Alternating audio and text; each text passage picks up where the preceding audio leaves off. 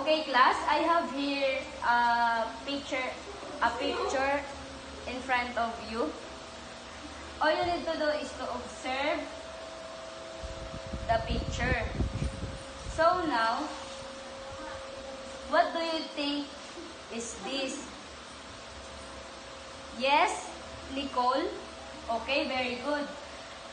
This picture is solar system. So in your own opinion, what's our new topic for today? Yes, Karen? Okay, very good.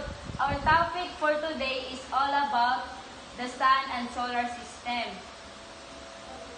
And now,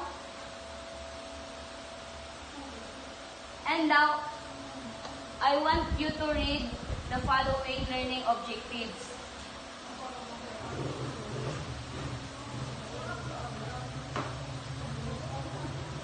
Please read, everyone. Okay, thank you. And before we proceed to our proper discussion, let's have first an activity. Please read the direction. Okay, I will group you into two groups. Each group will receive a planet cards that show the 8 planets. On your Manila paper, arrange the planet in correct order from the sun. This is the planet's card. Are you done, class? Okay, very good. So now let's talk about the basic characteristics of the planet.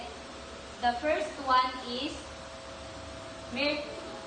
Mercury, the smallest planet and closest to the sun, very hot during the day and cold at night.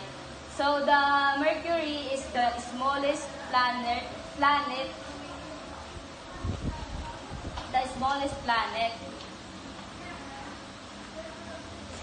And the second one is the Venus. Venus, similar in size to Earth but extremely hot with thick toxic clouds. So the Venus is the second largest planet.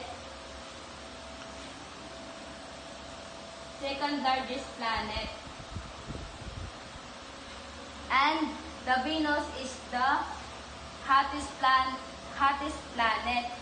And the third one is Earth, the only known planet that supports life with water and oxygen. So Earth is currently the only known to support life. And the fourth one is Mars, known as the red planet because of its reddish dash and surface.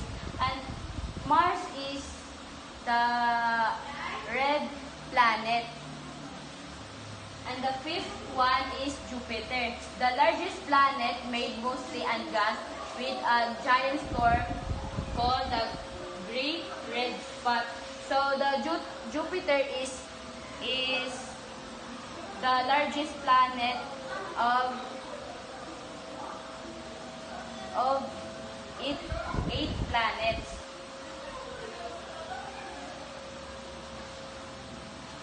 And the sixth planet is Saturn, famous for its beautiful and bright ring system. Saturn is famous planet because of this bright ring system. And the last planet is Uranus, an ice giant that rotates on each side and looks blush green.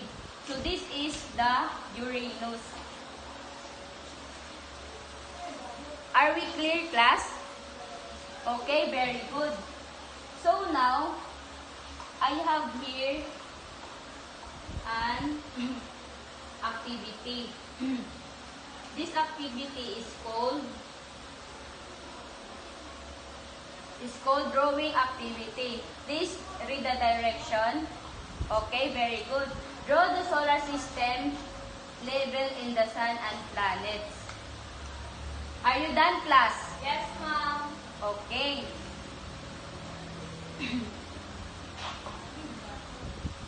What is the center of the solar system? Okay, the center of solar system is the sun. How many planets are there?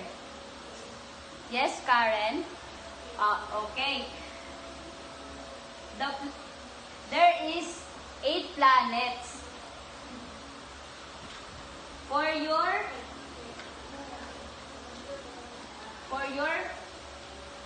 your quiz, please read the direction.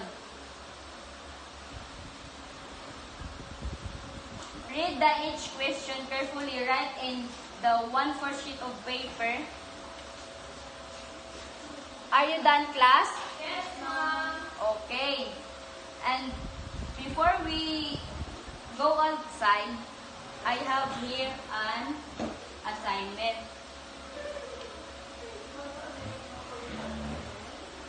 For your assignment, this is essay. For your own opinion, what are the importance of the sun to life on Earth? Are we clear, class? Yes, ma'am. Okay. That's all for today. Goodbye, everyone.